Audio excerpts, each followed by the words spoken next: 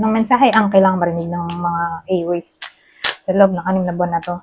Pwedeng nangyayari na to o mangyayari pa lang. Kung di man para sa inyo itong magiging reading, di ba kapara? Sa someone na malapit sa inyo o sa someone na kakilala nyo mismo, baka may lumabas na gender mamaya, gawin nyo na lang energy, masculine at feminine energy. Pwede rin naman na huwag nyo nang pansinin ang gender. Hindi ko masasabi kung anong magiging reading, kung positive ba o negative. Depende sa kung anong mapipick up po energy. Walang masama kung papanorin ang sun, moon at rising sign. Kasi baka din man sa mga yun ay mag-resonate na sa sitwasyon nyo. Sana ito na lang nandito.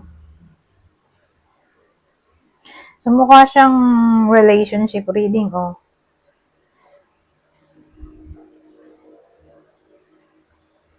Pwede nangyayari na to, o mangyayari pa lang, pero ano may problem.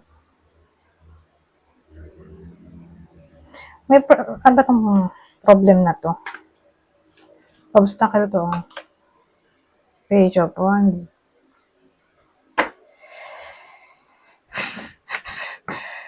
Oh, Love of Life. Well, ang dating sa akin, anong pwedeng mag-improve sa ganitong klaseng problem? Immaturity. O ambition. Well, maraming pwedeng case actually. Kasi, ano naman to general reading, di ba? So, kunin nyo lang yung information na sa tingin nyo ay fit sa inyo. Kasi may someone na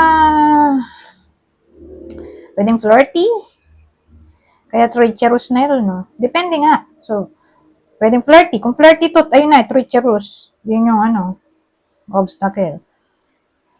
Yan. O ambitious.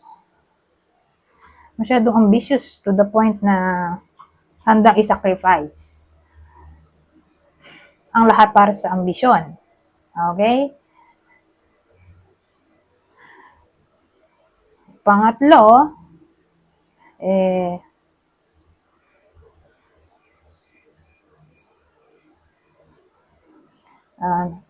ano pa ba? Yun yung flirtation, di ba, dun sa treacherous na sinabi ko. Yung maturity.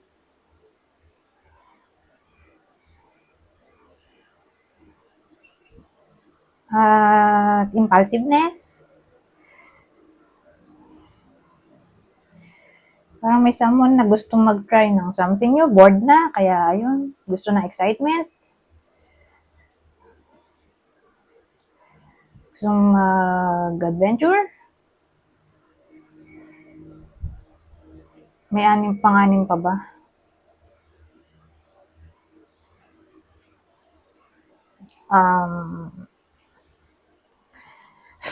Gustong kumawala mabuhay binata o single kasi in a relationship to. So may someone na nagde-desire ng ganoon. Siyempre, bakit niya i-desire yung ganun, 'di ba? Na conflict dun sa isa. So may pagka-selfish yung tao, sarili lang niya iniisip niya. Hindi niya naisip kung ano mararamdaman ng partner, 'di ba? Ayun yung greed dito, responsibility, doon napapasok yun. Yung selfishness. Dito sa relasyon. At baka manlamig sila sa isa't isa dahil nga sa differences ng mentality.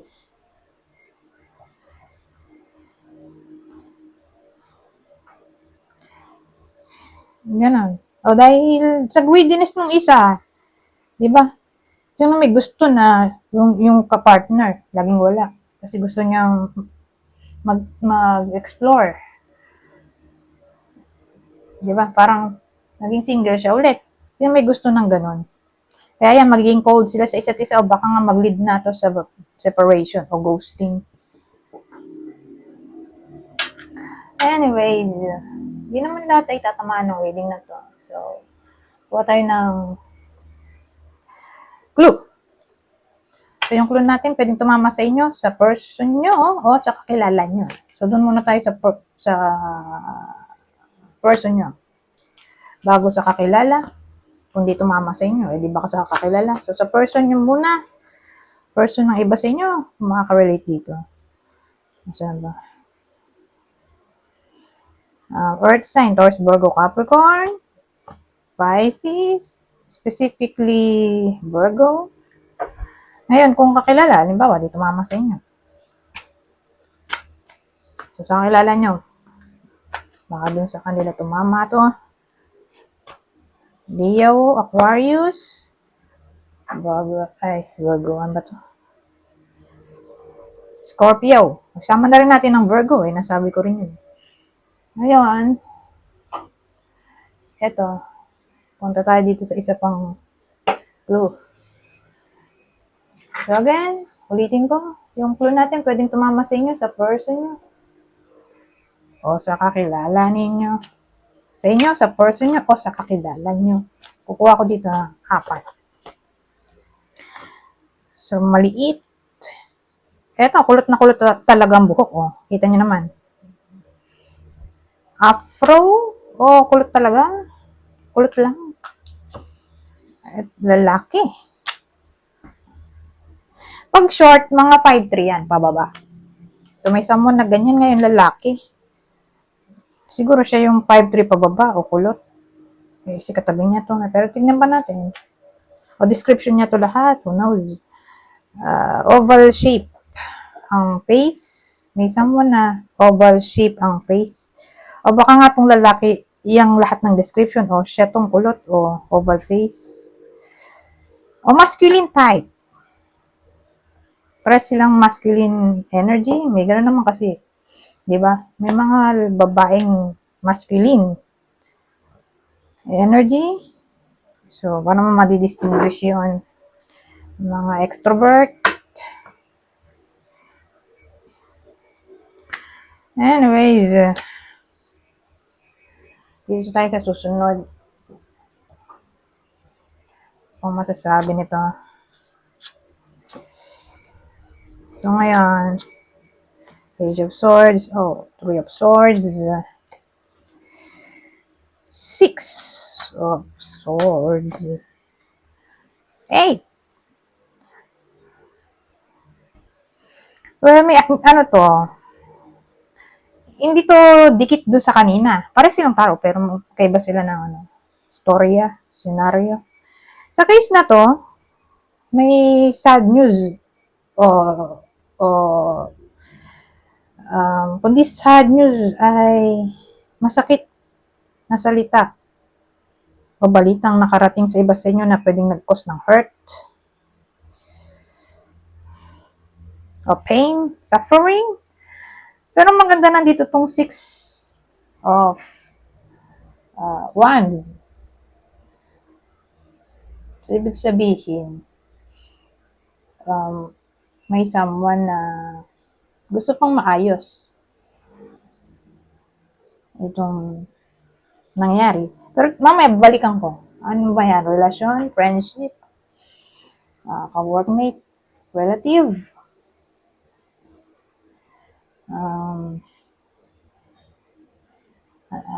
Ayun nga, may someone na gusto nga makipag-ayos. Ngayon, paano mangyayari yon? Diyan papasok yan, yung 8 of Swords. Yan yung card ng communication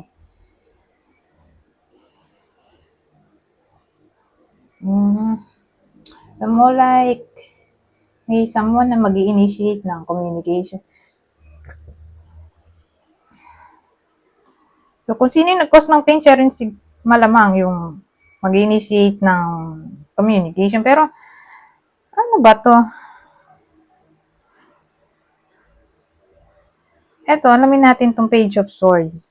Na pwedeng, yun nga, pinagugatan nitong suffering, heartaches.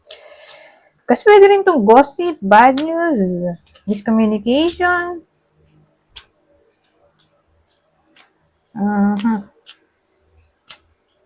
Ito, ano ba to? someone or something from the past o situation from the past na nag-resurface o umulit. Ano kaya yun?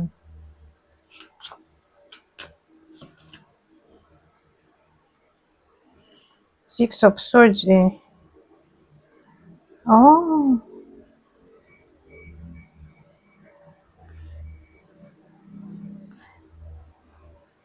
Overcome na tong past eh. Kaya namulit nga siya.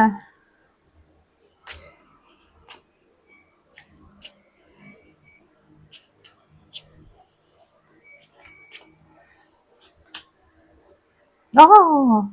King of Cups.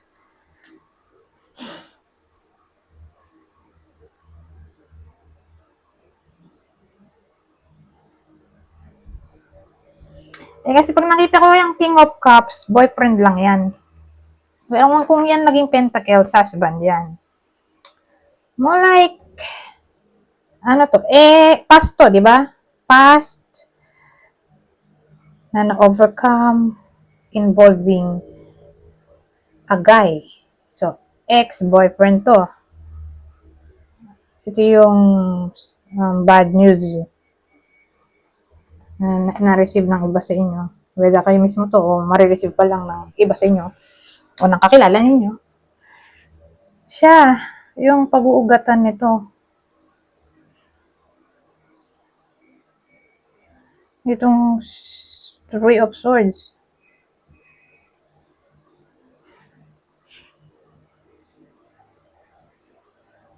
Eh, di ba babae yung involved sa kwento na to? Ang ma-hurt ay lalaki. O gawin nyo na ng energy, pwede rin naman. Masculine, feminine energy, depende sa kung anong energy nyo. Pero mo like, aayusin naman to ng babae. Gagawa siya ng paraan. Hindi ko nga lang masabi kung anong possible outcome nito. Pero sa ngayon,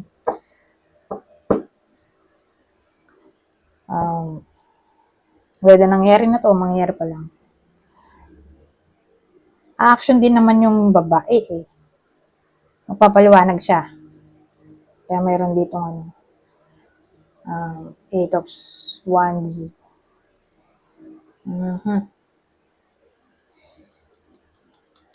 Kasi ito ay victory. So somehow gusto niya pang maayos nga. Ma-win back yung partner niya. Ito, siya yung makipag-communicate dito. Ngayon, doon na tayo sa Hindi pala kita Ito yung clarifier nitong Page of Swords, Six of Cups. Dalawa pa lang, Six ba? Six of Cups, Six of Swords, at King of Cups.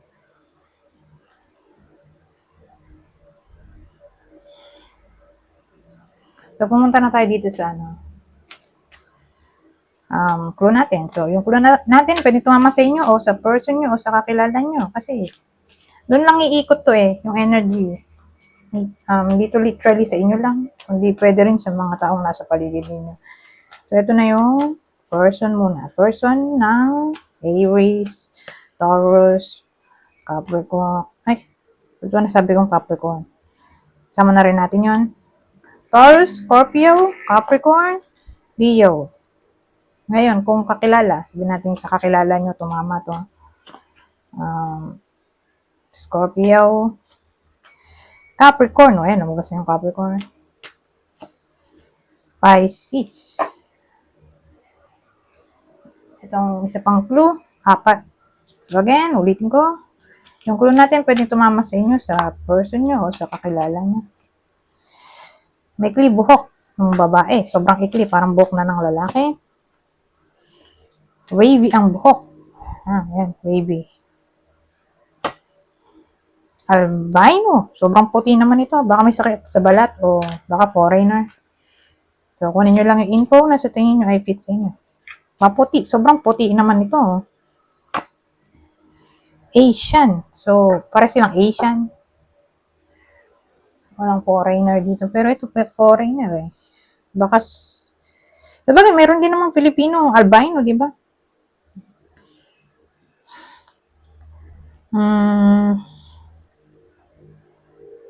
O baka foreigner at Asian. Pwede rin naman. So, Asian tayo, syempre. Yung isa foreigner.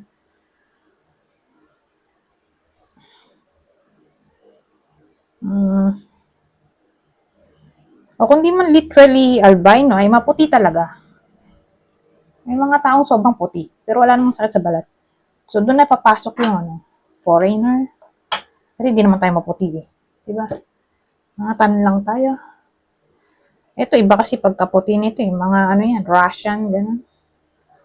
Mga taong nag-i-snow siguro. Caucasian ba yon? Nag-i-snow yung paligid. Bandang Europe. Anyways. Asan pa ba yung isa? Ito. Pang masasabi nito.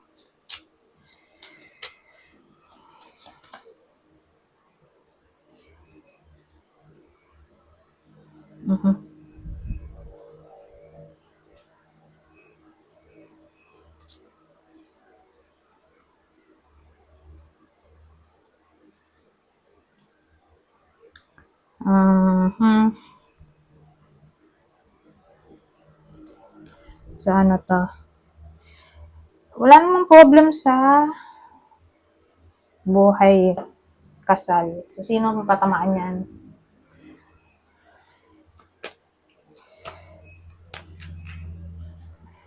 So, yung kasal, whether kayo to o kakilala nyo. Kasal. Ayan. Okay naman. Pero ito yung clue. So, ito yung clue natin. Pwede tumama sa inyo, sa person nyo o kakilala.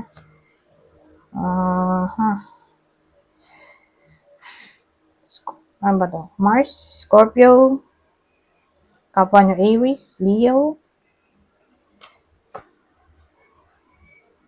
Capricorn.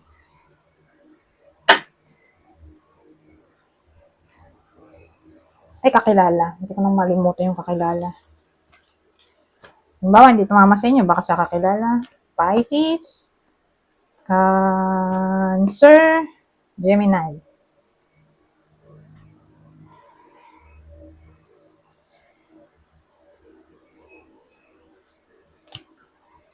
Huwag na natin gamitin yung yung clue na to. Dito tayo sa susunod. Kasi ang haba eh.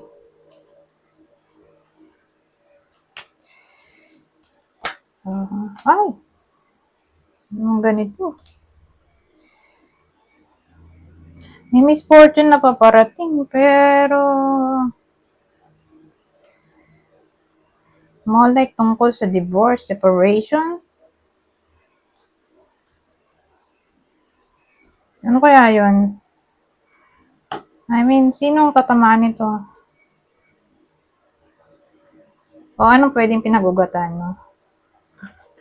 Hindi pa to nangyayari eh. So, mangyayari pa lang siya. O ito. Disaster. Disaster na nga ito. Disaster ba rin to? Obstinate. Delay. Frustrated. Defensive. Anxious.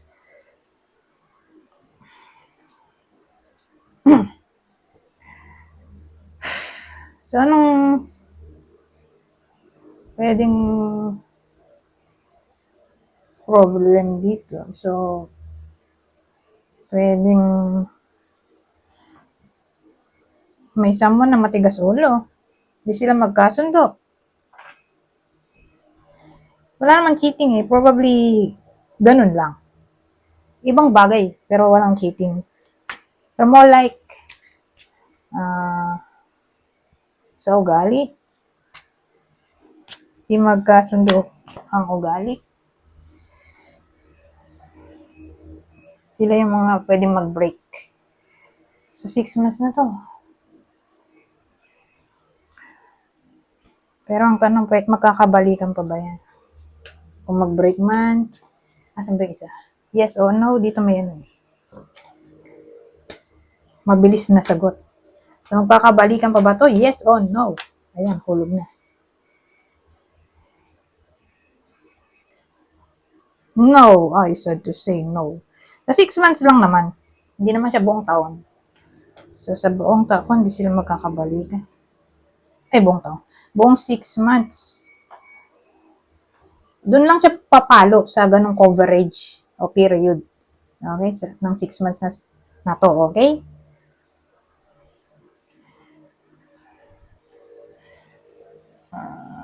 Ito na yung clue.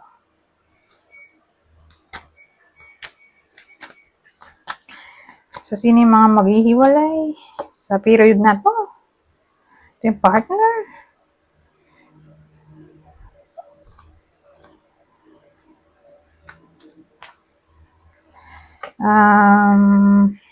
Gemini,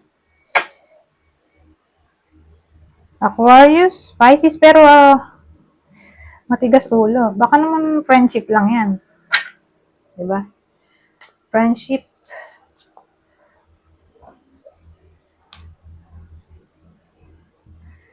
O, sabihin natin, relationship ba to? Kasi kung dito relationship, edi more like friend, relative.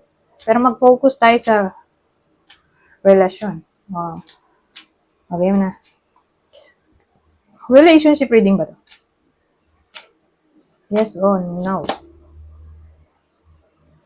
Relationship talaga.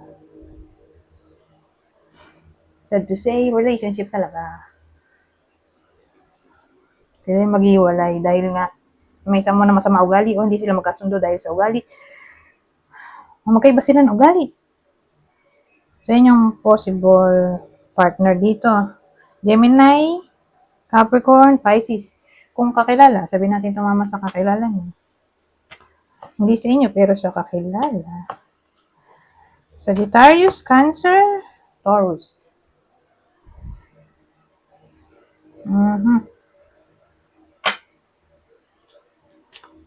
Ito last spread na. Pupunta na tayo dun sa last deck ko.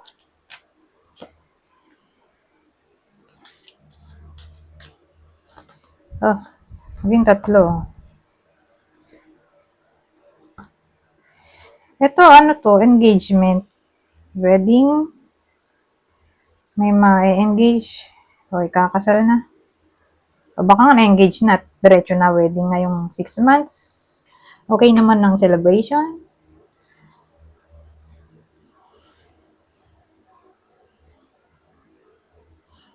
Sabihin natin may family dispute, whether sarili niyong family to o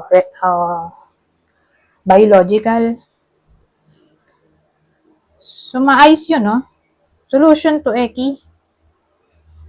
Ay, success. Nakalagay dun. Pero sa Lenormand, usually, card siya ng, ayun nga, success, solution, discovery, breakthrough.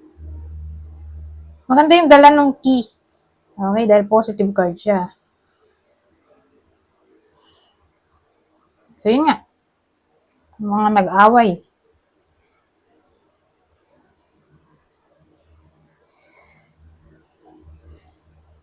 Chance pa pala magkabati. Pero yung kanina, na tinaningan ko ng hindi, sa loob ng 6 months, steady pa rin yun. Pero sabihin na lang nating family dispute to. Para hindi nakakalito. Yung nag-away yung magkapatid, nag-away yung magulang, nag-away yung magpinsan, nag-away yung lolo, lola, tito, tita, ayan. Mga kadugong nag-away. Ito yung zodiac sign. Whether nangyayari na to o mangyayari pa lang. Pero magkakaayos naman eh. So again, kadugo o kapitbahay. Kasi may bahay dun. Kadugo, kapitbahay, ayan. Yung pwedeng makaaway o nakakaaway na. Na pwede pa palang magkabati. Taurus ulit. at Aries. Kabuan yung Aries. Papunta na tayo dito sa dulo. Basahin ko na lang itong part na to at madali naman itong intindihin. Kukuha ko ng 6 na clue. O, dare to dream. O, di ba? Dali lang intindihin. Dare to dream. To make the choice that empowers you. It's okay to do that thing you've been wanting to do. It's okay to have needs and to fulfill them. Spend some time on self-care. At ang huli, share your cares. Anyways, hanggang dito na lang. Goodbye.